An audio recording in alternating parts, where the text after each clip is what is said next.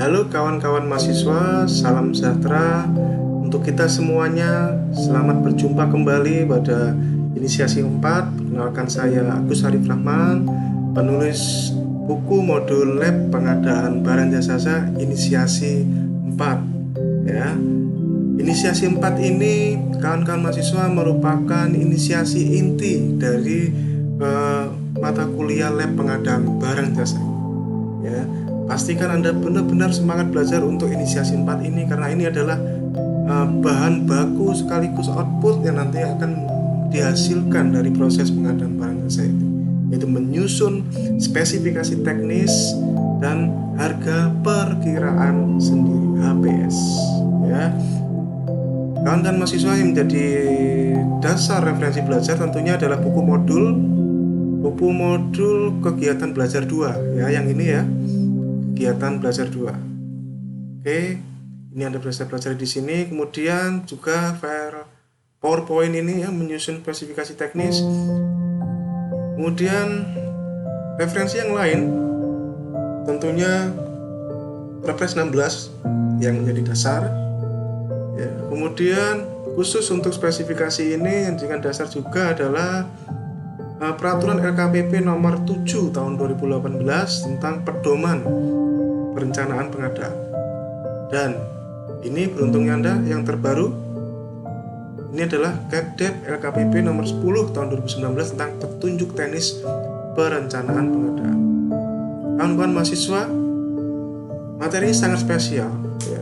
Saya bisa klaim materi spesifikasi teknis dan HPS ini adalah yang pertama kali di Indonesia setelah keluarnya Perpres 16 yang sudah menggunakan best practice strategi yang terbaru, yaitu yang tentang juknis perencanaan pengadaan ini ya. Jadi Anda patut bersyukur dan memanfaatkan kesempatan untuk belajar sebaik-baiknya.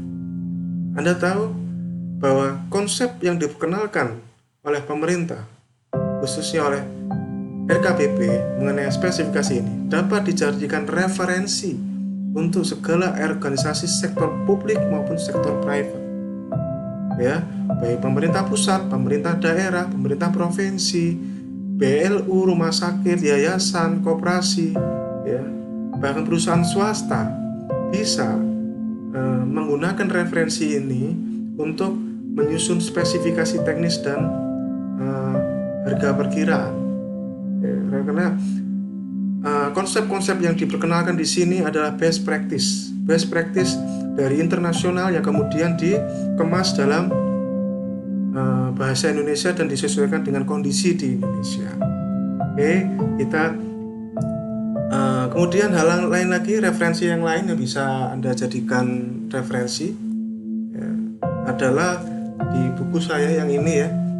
Di buku saya yang sudah dijual di buku kerja pejabat pembuat komitmen ya, versi Perpres 16 2016, dia dapat dijadikan referensi, ada di toko buku maupun di online shop. Oke. Kemudian saya di video ini akan sharing mengenai hal poin-poin penting saja, selebihnya Anda bisa pelajari sendiri. Kawan-kawan mahasiswa, inisiasi 4 ini juga spesial karena sudah dilengkapi dengan, nah ini dia, template file asli Word dan Excel. Anda bisa praktikkan langsung ya, template seperti ini ya. Ini adalah template spesifikasi teknis yang sudah kita sesuaikan dengan petunjuk teknis juknis tadi itu ya, dimana itu terdiri dari 4 bagian utama kerangkanya: spesifikasi mutu, spesifikasi jumlah, spesifikasi waktu, spesifikasi pelayanan. Ada satu hal yang ingin kita sampaikan di sini, bahwa materi spesifikasi pada inisiasi 4 ini mengalami update materi. Jadi mungkin kalau Anda lihat di modul 3 KB1 itu akan sedikit berbeda template-nya saja, tapi semangatnya, inti materinya sama, yaitu adalah spesifikasi teknis berbasis kinerja. Dan lagi, konsep yang kita perkenalkan di sini adalah spesifikasi teknis berbasis kinerja, mengikuti semangat dari semangat anggaran berbasis kinerja konsep yang kita perkenalkan di sini adalah spesifikasi teknis berbasis kinerja. Pada prinsipnya, kawan-kawan, spesifikasi itu ada 3 macam.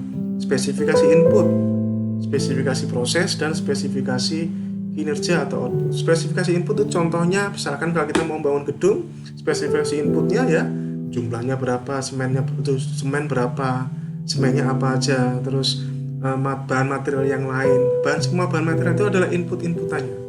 Kalau misalnya pengadaan laptop, spesifikasi input, misalkan RAM-nya berapa, ya, kemudian harddisknya berapa, seperti itu. Itu spesifikasi input. Ada lagi spesifikasi proses. Kalau kita bangun gedung, spesifikasi proses contohnya adalah metode apa yang digunakan, ya, metodenya yang digunakan itu apa saja. Nah, seperti itu spesifikasi proses.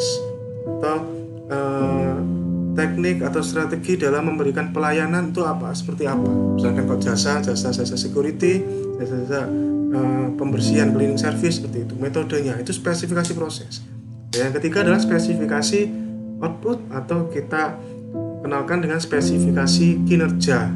Nah, pada konsep pembelajaran inisiasi 4 ini fokus kita adalah pada spesifikasi kinerja. Fokusnya. Kenapa saya memperkenalkan konsep spesifikasi kinerja?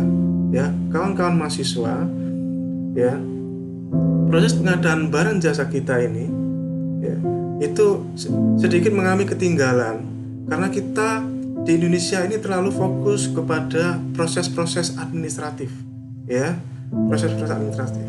Ya, saya dengan berbagai diskusi dengan kawan-kawan di Ikatan Ahli Pengadaan, juga di Ikatan Fungsional Pengadaan, saya ada di 2 organisasi profesi ini, ya, itu memang benar, ya, proses kita ini terlalu fokus ke administratif, input proses, outputnya justru tidak menjadi fokus utama. Padahal kalau kita sendiri mau beli barang, yang kita butuhkan adalah kinerjanya, betul tidak? Ya, yang kita butuhkan adalah kinerjanya. Contohnya kalau kita mau cari laptop, misalkan seperti itu. Logonya mau cari apa, Pak? Laptop yang kayak gimana? Oh ya, minimal saya mau cari laptop yang RAM-nya di atas 8 GB, misalkan seperti itu. Kinerjanya yang kita butuhkan, bukan inputnya, ya, bukan prosesnya, tapi kinerja dari. Saya mau cari laptop yang bisa tahan misalkan 5 jam nyala terus menerus, misalkan seperti itu. Saya mau cari laptop yang bisa booting 1 menit, kan seperti itu, ya. Kita kembalikan, bayangkan itu adalah kalau pengadaan itu, bayangkan kalau itu uang kita sendiri, ya. Kita tentunya pengen value for money. Dengan uang kita yang terbatas, kita dapat hasil yang maksimal, ya. Spesifikasi teknis berbasis kinerja, ya, seperti itu. Ini konsep yang akan kita terangkan di sini. Oke. Nah, poin penting berikutnya adalah tentang merek. Nah, ini menarik kawan-kawan mahasiswa, tentang merek. Di dalam era Perpres 16 dan turunannya, sekarang ini ada 5 hal yang kita dapat menyebutkan mereknya. Ya, bagi Anda yang belum tahu, mohon kawan-kawan mahasiswa perhatikan ini. Pengadaan komponen barang jasa dapat disebutkan mereknya. Pengadaan segala macam suku cadang dapat disebutkan mereknya. Bahkan wajib, kata saya, ya, wajib. Pengadaan yang merupakan bagian dari sistem yang sudah ada, ya. Oleh karena itu sekarang pekerjaan konstruksi, spesifikasinya dapat langsung disebutkan mereknya. Keramiknya merek apa, toiletnya merek apa, ya, semennya merek apa, semuanya disebutkan mereknya, ya. Itu. Pengadaan yang menggunakan katalog elektronik LKPP dapat disebutkan mereknya. Itu sudah pasti karena kita tinggal klik katalog barang yang ada di situ. Terus pengadaan menggunakan tender cepat. Apa itu tender cepat? Nanti kita sharing lagi. Ya, ini adalah penyebutan merek. Dan ini saya sangat excited sekali dengan peraturan ini. Saya sebagai ahli pengadaan memiliki suatu cita-cita, harapan, ya, 5-10 tahun ke depan. Saya berharapnya, tapi ini adalah konsep, Anda tidak setuju tidak apa-apa. 5-10 tahun ke depan, pengadaan pemerintah itu seluruhnya dapat menyebutkan pilihan merek, ya. Ini harapan saya, pilihan merek, ya. Ini adalah satu-satunya cara kita, menurut saya, satu-satunya cara kita untuk dapat mengendalikan kualitas barang yang akan kita beli. Kalau kita menggunakan cara tender yang dulu istilahnya lelang, ya, karena mereknya tidak dapat disebutkan, kita tidak bisa menentukan siapa nanti yang brandnya merek apa, tidak bisa, karena mereknya aja tidak disebutkan. Tergantung nanti siapa yang murah dan yang memenuhi spesifikasi. Dan faktanya adalah spesifikasi itu bisa dirancang, Bapak Ibu. Spesifikasi itu bisa dirancang, Bapak Ibu, kawan-kawan mahasiswa, betul tidak? Karena spesifikasi sejujurnya tidak selalu menggambarkan kualitas. Yang justru menurut saya sering menggambarkan kualitas itu adalah brandnya. Ya, seringkali faktanya di lapangan, best practice-nya yang menggambarkan kualitas itu adalah mereknya apa dulu. Kalau HP, handphone, ya mereknya adalah merek ini sama ini, ya seperti itu. Brandnya justru yang sering menggambarkan kualitas. Spesifikasi tidak bisa. Nah, handphone merek Samsung dengan sama-sama harga 5 juta dibandingkan dengan merek-merek yang lain, ya, yang sama-sama 5 jutanya, banyak handphone Samsung ini kalah spesifikasinya. Kalah spesifikasinya. Tapi brandnya, karena brand ini yang menentukan keawetan barang tersebut, pelayanan, purna jual, itu yang membedakan mahasiswa. Itulah mengapa spesifikasi itu sebenarnya tidak selalu menggambarkan. Maka saya punya harapan dalam video ini saya ungkapkan di sini, siapa tahu ya nanti masa 10 tahun ke depan ini terwujud, ya, di video ini 5-10 tahun ke depan spesifikasi teknis kita dapat menentukan pilihan merek berdasarkan identifikasi kebutuhan. Kita sebutkan pilihan-pilihan brand yang nanti dapat disebutkan di spesifikasi. Siapapun pemenangnya, siapapun penyedianya, tidak masalah. Sementing yang datang ke saya adalah brand-brand yang sudah saya tentukan berdasarkan identifikasi kebutuhan. Karena sudah diatur proses perencanaan pengadaan identifikasi kebutuhan. Ya akan maksimal kalau identifikasi kebutuhan itu menghasilkan rekomendasi pilihan merek yang dituangkan dalam spek. Itu adalah salah satu konsep yang kita perkenal di sini. Tidak harus Anda setuju dengan pendapat saya, tidak apa-apa. Kita semua akademisi, kita semua belajar di sini. Oke, ini hal penting. Dan pemerintah sudah melakukan masa transisi dengan menyebutkan pasal di Perpres 16 yang menyebutkan merek. Ya, saya tunjukkan di Perpres 16 kilas. Oke, Perpres 16 kita searching kata merek langsung. Nah, ini dia pasal 19 ayat 2 yang penyusunan spesifikasi teknis yang menunjukkan 5 hal ini. Ya, persis sama. Oke. Kemudian dalam pelajaran ini kita ada 4 macam, ya, ada 4 kerangka spesifikasi yang mestinya ada dalam template, yaitu spesifikasi mutu, spesifikasi jumlah, spesifikasi waktu, spesifikasi pelayanan. Nah, dengan menaruh spesifikasi mutu atau kualitas pada bagian paling atas, ini membuktikan bahwa pengadaan barang jasa sekarang kita ini semangatnya adalah semangatnya kinerja. Buktinya ditaruh di paling atas. Ini ditaruh di paling atas. Setelahnya spesifikasi jumlah, spek waktu, spek pelayanan. Nah, contoh template-nya saya sudah siapkan untuk Anda untuk praktek di sini.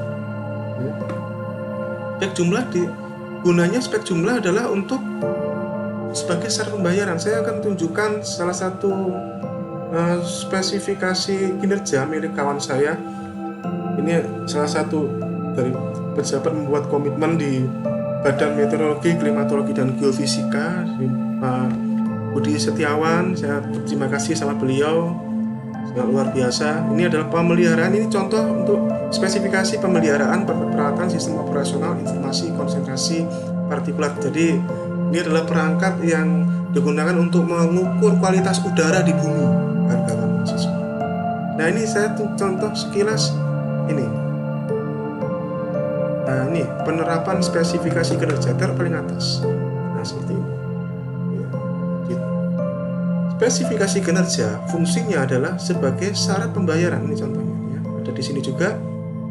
Syarat pembayaran baik termin maupun pelunasan. Syarat pembayaran. Oke, digunakan untuk itu. Bukan sebagai dasar perhitungan pembayaran, tapi syarat pembayaran. Artinya kalau Anda mau saya bayar, ini dulu dipenuhi. Ya, saya menggunakan analogi rumah sakit dan jasa servis TV. Selama ini, ya, kita dalam proses pengadaan itu sering menggunakan analogi rumah sakit. Kita masuk ke rumah sakit dalam kondisi sakit, ya, kemudian keluar dalam kondisi apapun, kita tetap bayar tidak? Ya, Anda keluar dalam kondisi mati atau hidup, tetap Anda bayar. Karena memang rumah sakit adalah prosesnya adalah yang dibayar adalah prosesnya atau inputnya. Nah, semangat pengadaan barang jasa kita ini adalah semangat seperti servis TV. Saya punya TV rusak, saya serviskan ke seseorang, ya. Terus kita janjian 5 hari lagi saya ambil. Kalau 5 hari lagi saya ambil, TV-nya masih mati, saya bayar tidak, kawan-kawan mahasiswa? Saya tidak bayar, karena kita servis TV dibayar berdasarkan hasilnya. Hasilnya tidak ada, ya tidak dibayar. Ya, seperti itu analogi konsepnya. Sama dengan hal seperti ini. Kalau ini tidak dipenuhi, ya tidak dibayar. Walaupun Anda sudah banting tulang apapun apapun Anda tidak dibayar, kecuali memang terjadi hal-hal yang diatur di dalam surat perjanjian ini, misalkan keadaan kahar, ya, ada bencana, misalnya seperti itu lain cerita, ya. Tapi kalau keadaan normal Anda tidak menyelesaikan, ya tidak dibayar kinerjanya, dan itu ditentukan di awal. Jadi ini kinerja persentase data yang masuk. Jadi apapun proses pemeliharaan alat, kalau datanya tidak masuk sebesar 70% seperti ini di termin 1, ya tidak dibayar, ya. Ini adalah contoh jasa lainnya. Kalau contoh barang bagaimana? Ini pengadaan barang. Ini contohnya nih. Ini contoh pengadaan barang. Yang paling mudah pengadaan barang itu spesifikasi kinerjanya adalah garansi. Anda pikirkan saja macam-macam garansi apa saja yang bisa disyaratkan dalam untuk syarat pembayaran Anda dalam pengadaan barang jasa, ya. Sertifikat barang, garansi barang, ya. Kalau saya itu barang, kita bisa minta 2 macam garansi pabrik dari brandnya dan garansi tokonya. Ada fungsinya masing-masing tuh, kawan-kawan. Kalau garansi pabrik itu menjamin bahwa barangnya itu asli, ya. Kalau garansi toko gunanya itu apa? Gunanya kalau kita klaim selama masa garansi, kita nggak usah repot-repot ke pabriknya atau ke brandnya, officialnya, suruh ngurusin pelaku penyedianya tadi, itu pelaku usahanya ngurusin garansi toko. Nah itu, ya. Dan barangkali ada macam-macam garansi yang lain, Anda bisa silakan berinovasi, kawan-kawan, ya. Anda tentukan, Anda cari informasinya di pasaran, macam-macam garansi.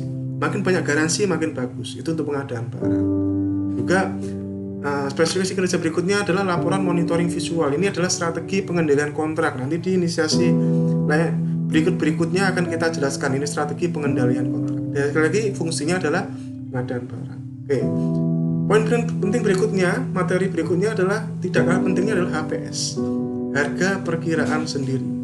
Ingat, ini saya ulangi lagi, harga perkiraan sendiri, bukan harga pasti sendiri, ya.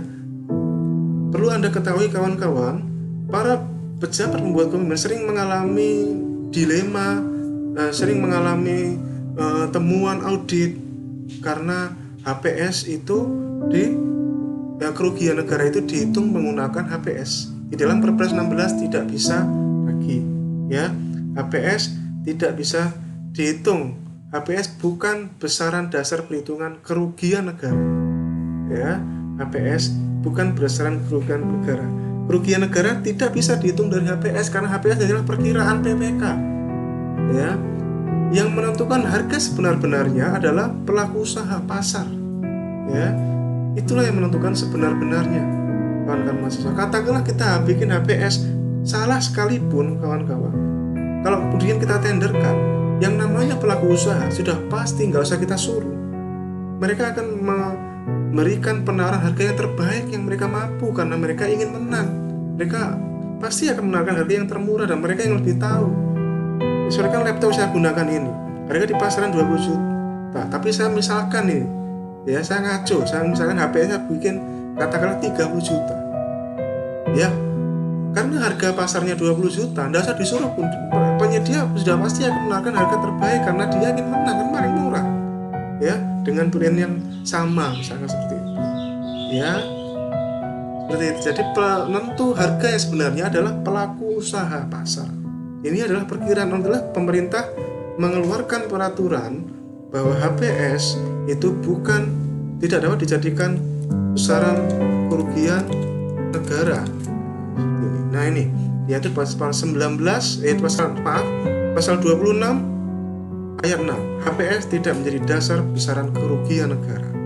Ya, ini adalah terobosan pemerintah untuk melindungi PPK, untuk dapat membuat spesifikasi teknis yang sebaik-baiknya. Fokusnya bukan pada hal-hal administratif seperti ini. Kita fokusnya adalah pada kualitas kinerja dari barang dan jasa yang kita mau adakan, bukan pada hal-hal yang seperti ini. Ya, sehingga PPK menjadi lebih bebas, fokus pada kinerjanya. Nah, ini HPS. Dan HPS disusun secara kalian, kawan-kawan. Artinya apa? Nih di Perpres 16 tadi, ini HPS dihitung secara keahlian. Maknanya apa? Maknanya adalah yang menyusun HPS ya, adalah orang yang memiliki kompetensi. Contohnya seperti ini. Oke, saya berikan contohnya kompetensi. Nah, ini dia kompetensi. Sertifikat kompetensi yang dikeluarkan BNSP. Ya, Badan Nasional Sertifikasi Profesi.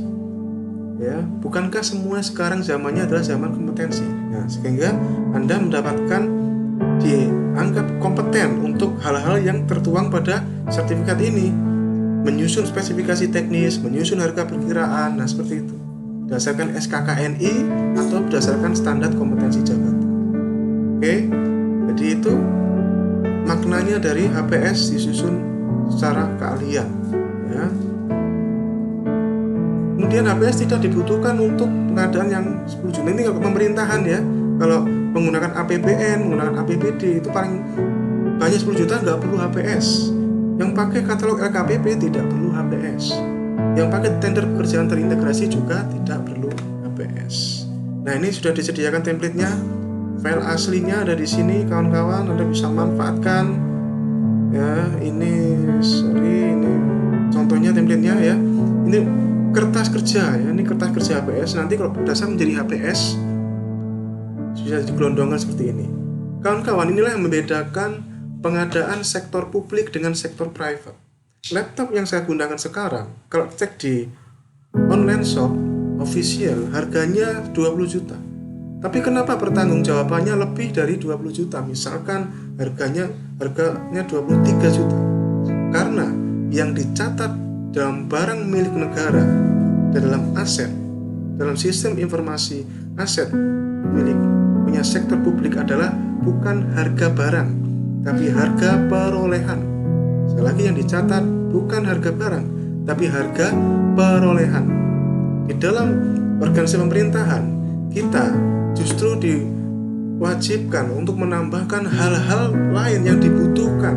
Jadi sekalian kalau beli itu mesisan bagus gitu, kita tambahkan hal yang dibutuhkan untuk peruntukan supaya laptop itu bermanfaat dengan maksimal. Kita bisa tambahkan. Dan ini adalah beberapa pilihan-pilihan yang bisa ditambahkan ya, supaya ini idenya tercetus, inovasinya tercetus. Termasuk apa saja? Ya, contohnya laptop ini saja. Jadi saya cerita harganya 20 juta. Di dalam speknya saya tambahkan, saya minta jelas pasti Windows-nya saya minta original, yang Windows yang terbaru, Windows 10 ya misalkan ya, seperti itu, atau Windows yang lebih bagus. Kemudian kita minta tambahan lagi aplikasi Adobe Photoshop original, Nitro PDF original, antivirus Kaspersky original, dan berbagai macam aplikasi lagi yang original yang beli-beli itu ya, yang harus bayar. Kita tambahkan input seperti itu. Nah, itulah yang menyebabkan harga perolehannya berbeda dengan harga barang. Harga perolehan bisa jadi sama dengan harga barang, bisa jadi. Tapi dengan penambahan macam-macam seperti ini, sangat dimungkinkan harga perolehannya berbeda dengan harga barang. Itulah yang menyebabkan kawan-kawan mahasiswa, pengadaan sektor publik itu menjadi, mungkin kata orang, oh pengadaan pemerintah itu lebih mahal. Belum tergantung spesifikasinya, itu jawabannya. Kalau cuma beli barang saja, laptop seperti ini, dipertanggungjawabkan katakanlah 30 juta, padahal aslinya 20 juta, dan tidak ada tambahan apapun lagi, Anda bisa mengatakan itu adalah harganya kemahalan. Tapi kalau ternyata spesifikasinya ditambahkan hal-hal lain yang memang dibutuhkan oleh organisasi sektor publik tersebut, sehingga menghasilkan harga perolehan 30 juta misalkan seperti itu, maka itu adalah harga perolehannya, ya. Jadi itulah yang membedakan, sekali lagi kawan-kawan mahasiswa, ini untuk pengetahuan buat Anda. Ini yang membedakan. Kemudian jasa lainnya seperti ini, ya, jasa personil dan sebagainya. Jasa konsultan, kita konsultan bikin aplikasi, membuat website. Ini jasa konsultan seperti ini. Ya, semua contohnya sudah ada, kawan mahasiswa. Nah, selebihnya Anda bisa memanfaatkan seluruh template-template yang sudah disediakan di sini, ya. Semua template sudah disediakan, termasuk untuk konstruksi juga sudah ada. Ini contohnya konstruksi, ya. Buka ini Anda bikin konstruksi pun juga sekarang semakannya berbasis kinerja juga. Ya, ini saya tunjukkan contohnya untuk konstruksi. Nah, seperti ini nih.